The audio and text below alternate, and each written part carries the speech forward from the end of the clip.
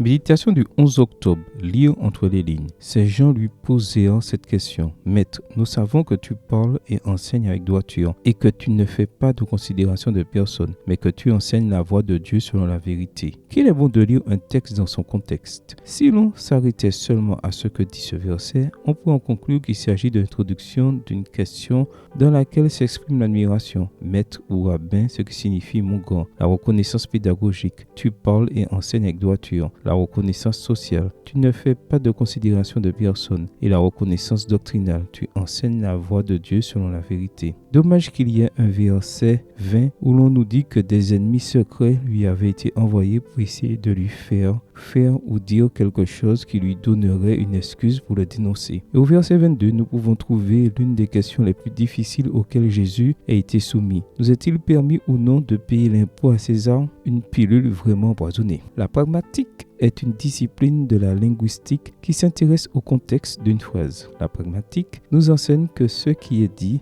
est une chose et ce qui est voulu en est une autre. Nous appelons cette manière de comprendre ce qui a été dit lire entre les lignes. L'intention des espions était de flatter Jésus pour qu'il se sente en confiance et fasse une erreur. Cela ne s'est pas passé ainsi. Je comprends qu'une des lectures que l'on puisse faire de « Rendez à César ce qui est à César et à Dieu ce qui est à Dieu » nous guide vers le respect. Une attitude dans laquelle non seulement les mots comptent, mais aussi les intentions. Les espions avaient manqué de respect à Jésus de manière flagrante et écœurante parce que, avec des expressions d'affection, ils cachaient leur méchanceté. C'était tellement évident que c'en est devenu insultant. Et Jésus leur a dit à qui ils devaient payer le tribut et, de plus, qui ils devaient respecter. Il est très courant d'entendre des phrases sur des personnes ou des institutions qui semblent amicales, mais qui, en raison de leur ton ou de leur contexte, sont comprises comme ironiques ou sarcastiques. Des phrases qui intoxiquent l'atmosphère et créent des environnements d'instabilité.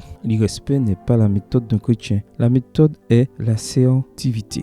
C'est pourquoi Jésus nous propose d'aller régler nos conflits avec notre frère. Jésus ne parle pas seulement d'améliorer nos paroles, mais d'améliorer nos intentions. En effet, non seulement Dieu mérite le respect, mais César aussi. Au fait, je veux que tu saches que je t'ai dit cela avec les meilleures intentions du monde. Amen. Bonne journée à toi et que le Seigneur te bénisse.